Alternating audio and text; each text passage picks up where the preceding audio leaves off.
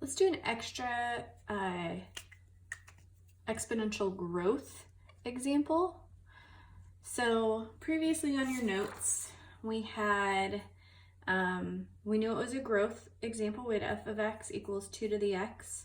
And you know that it's growth because your b right here, which is 2, is greater than 1. Let's do another one. Let's just pick another number and say, we'll do 4 to the x power. So again, we know that that is growth because your b is greater than 0. So let's make a little table. We got x and we got f of x.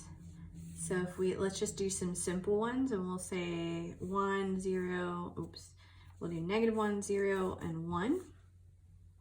I'll just keep it a little bit simpler.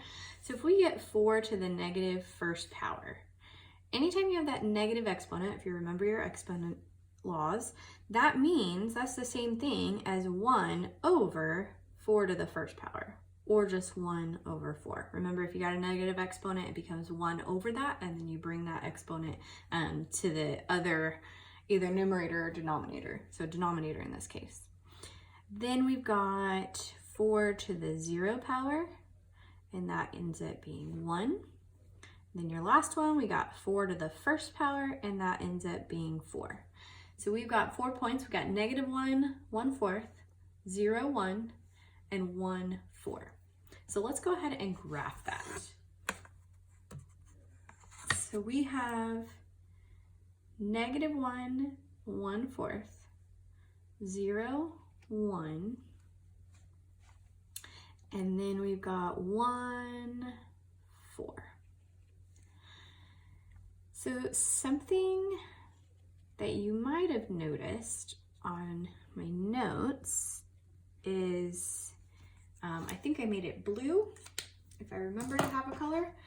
Here I'm gonna make it orange, I don't know why, just because. So anytime you have an exponential function, and when we get to logarithmic functions, not yet, you have something called an asymptote. A-S-Y-M, not E-M, A-S-Y-M-P-T-O-T-E.